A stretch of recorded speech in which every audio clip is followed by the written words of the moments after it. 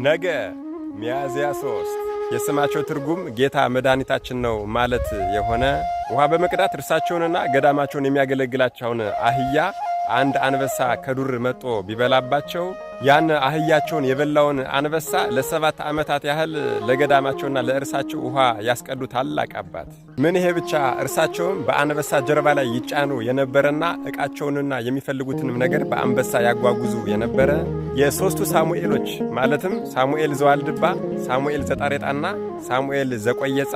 እንዲሁም ደግሞ የ7ቱና የ47ቱ ከዋክብት መምህር አስተማሪ ስለሆኑ እንደ አባታችን እንደ አቡነ ኢየሱስ ሞዓ ወላዲ አእላፍ የተባሉት በዚህ ዘመን መረሳታቸውና መዘንጋታቸው ከሚያስቆጨን ኢትዮጵያውያን ቅዱሳን ውስጥ አንዱ የሆኑት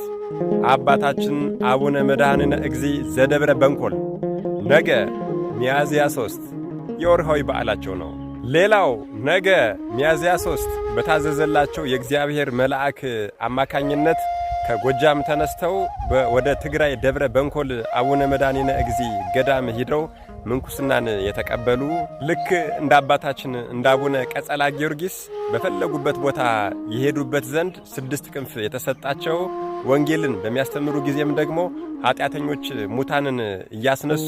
ስለ ሲኦል እንዲመሰክሩና ሰውን እንዲያስተምሩላቸው ያደርጉ የነበረ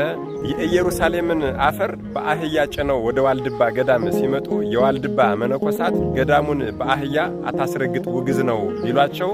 አህዮቹን ክንፍ አውጥተው እንዲበሩ ያደረጉ ታላቅ አባት ወደ ገዳማቸው ቅቤና ሥጋ ተበልቶና ተይዞ አይገባምና ድንገት እንኳን ቅቤና ሥጋ ተይዞ ቢገባ የያዙት ቅቤና ሥጋ የሚተላ እንዲሁም ደግሞ ሰው በስተት ዕለቱኑ